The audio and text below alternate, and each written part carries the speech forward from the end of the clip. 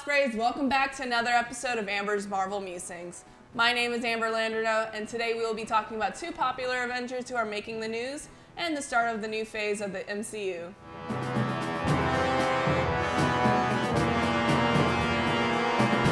Jeremy Renner, who plays Hawkeye Clint Barton, might be flying the coop due to accusations from threats he allegedly said to his ex-wife. Marvel may be removing him from the upcoming Disney Plus show Hawkeye, which will feature the new Hawkeye, Kate Bishop. Spider-Man actor Tom Holland recently got a new look for a new role.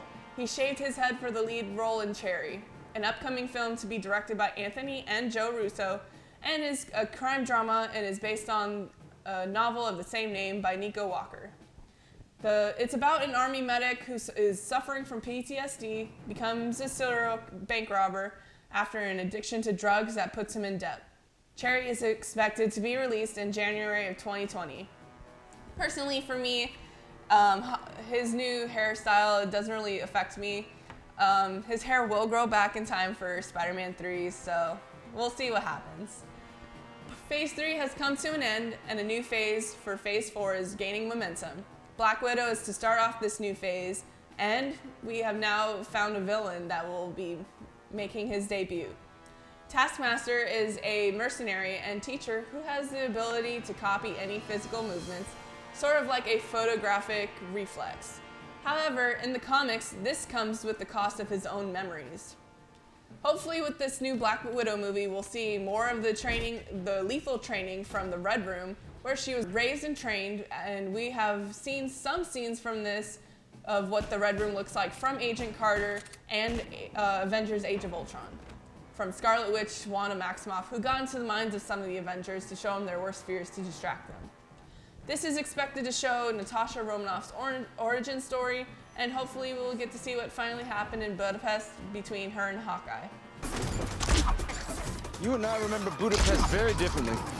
Personally, I'm excited to see her in this new movie, and I hope to see that budding relationship between her and Bucky Barnes that's in the comics. It's what I hope for, so we'll see. Faith in the multiverse is returning because of Doctor Strange 2, the Multiverse of Madness. From the title, Chaos will bring together the characters Doctor Strange and Wanda Maximoff, where they are expected to either join forces or even paint the Scarlet Witch as a villain. No thanks to Mysterio and Spider-Man Far From Home, who squashed our hopes for the multiverse theory. New rumors have dropped where it talks about potential multiverse hopping. That is expected to happen in the movie. Once rumored for the upcoming series What If, a zombie universe is expected to appear and to include zombified heroes such as Captain America. And we're also expected to see the appearance of Pietro Maximoff, rather the reappearance because he was brought in and killed off in the same movie, Age of Ultron. And James McAvoy might even have a villainous role into the MCU, which is really exciting. I'm so excited for Doctor Strange 2. The first one is excellent, and there was so much graphics and great storyline that entered into the Marvel universe. As part of Phase 4 as well, Marvel is moving on with a third movie for this lovable character, Ant-Man. Production is expected to begin in the summer of 2021, and it's also rumored to introduce the next wave of the Avengers team, the Young Avengers. We already have the Hawkeye TV show that will introduce Kate Bishop, and in the future we might have two new characters who could show up in the next TV show, WandaVision or Captain Marvel 2.